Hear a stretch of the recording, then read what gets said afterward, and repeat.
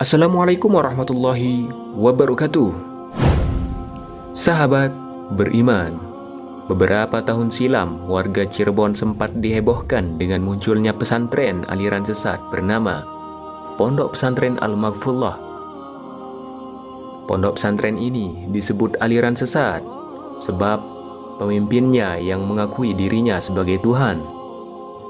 Untuk mengetahui lebih dalam mengenai pondok pesantren ini, berikut 5 fakta tersembunyi pesantren aliran sesat Al-Maghfurlah yang berlokasi di Cirebon. Yang pertama, lokasi. Pondok pesantren Al-Maghfurlah ini terletak di Jalan Sorban, Kecamatan Gunung Jati, Cirebon, Jawa Barat. Diketahui, pesantren ini sudah didirikan sejak tahun 2007 silam. Seperti yang dibahas sebelumnya, jika pesantren ini merupakan pondok pesantren yang menyebarkan ajaran sesat dan menyesatkan. Beberapa pemuda yang pernah menjadi murid atau santri di pondok pesantren tersebut juga mengatakan jika ketua yayasannya mengakui dirinya sebagai Tuhan. Saat masih beroperasi, kegiatan pondok pesantren ini juga sangat tertutup dari warga sekitar. Bahkan masjid di pondok pesantren ini tidak boleh digunakan oleh masyarakat sekitar, sebab masjid tersebut hanya boleh digunakan oleh warga pesantren dan muridnya yang menganut ajaran murtad tersebut.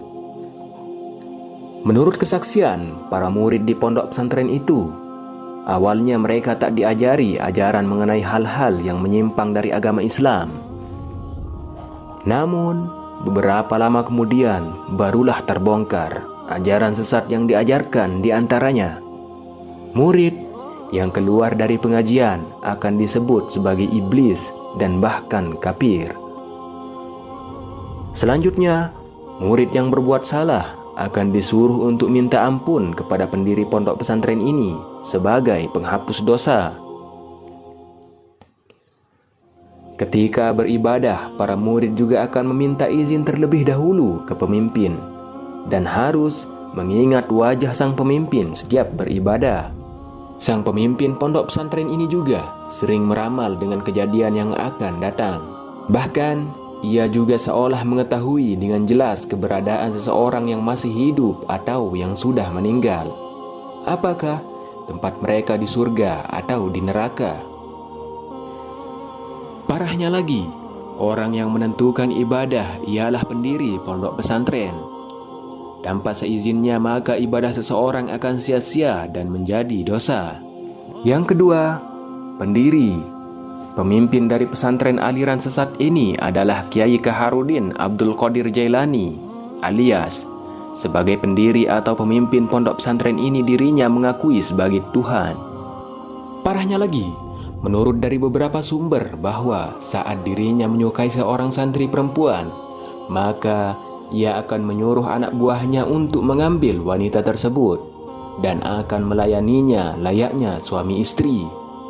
Sebelum ditutup secara resmi pada tahun 2014 silam, pengurus pondok pesantren ini juga sempat dipanggil oleh Majelis Ulama Indonesia atas larangan menyebarkan ajaran lain selain agama Islam. Meski begitu, pendiri pondok pesantren tersebut seakan menutup telinga dan tetap meneruskan ajarannya. Namun tak berselang lama setelah kunjungan itu, pondok pesantren ini pun pada akhirnya ditutup pada tahun 2014 silam.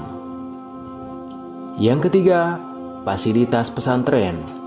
Sama seperti pondok pesantren lainnya, pondok pesantren ini juga dilengkapi dengan beberapa bangunan, dan jika ingin memasuki pondok pesantren ini, maka pengunjung akan disambut dengan 2 tembok yang terbuat dari bata. Meski begitu, pendiri pondok pesantren tersebut seakan menutup telinga dan tetap meneruskan ajarannya. Namun, tak berselang lama setelah kunjungan itu, pondok pesantren ini pun pada akhirnya ditutup pada tahun 2014 silam. Yang keempat, penutupan pesantren. Karena dianggap merasakan dengan ajaran sesatnya, akhirnya pondok pesantren ini pun ditutup paksa oleh sejumlah anggota Ormas Islam Cirebon yang tergabung dalam Satuan Al-Manar atau Aliansi Masyarakat Nahi Mungkar. Al-Manar melakukan aksi penutupan paksa terhadap pondok pesantren ini pada 3 Maret 2014. Namun, sebelumnya pada 6 Februari 2014, jumlah masyarakat sekitar juga sudah mendatangi pondok pesantren terlebih dahulu. Saat itu, masyarakat juga menolak keberadaan pondok pesantren dan menuntut agar pondok pesantren ini segera ditutup. Hingga pada akhirnya, pondok pesantren tersebut resmi ditutup pada Maret 2014. Saat penutupan pesantren, warga, anggota Ormas, hingga Polres Cirebon sempat mendapat kesusahan ketika ingin bertemu dengan pimpinan pesantren.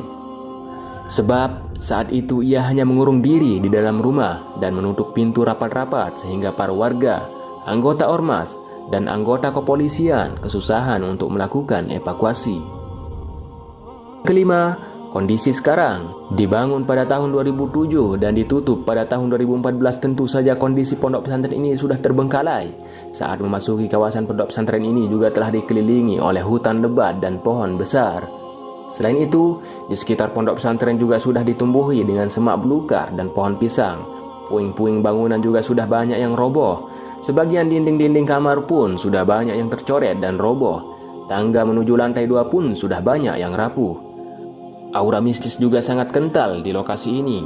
Dan saat ini, pondok pesantren ini juga kerap menjadi lokasi tujuan masyarakat dari berbagai kota yang penasaran untuk melihat kondisi pondok pesantren ini. Itulah 5 fakta yang tersembunyi dari pondok pesantren Al-Maghfurlah di Cirebon yang menganut aliran sesat. Semoga informasi ini bermanfaat untuk kita semua. Amin ya rabbal alamin. Wassalamualaikum warahmatullahi wabarakatuh.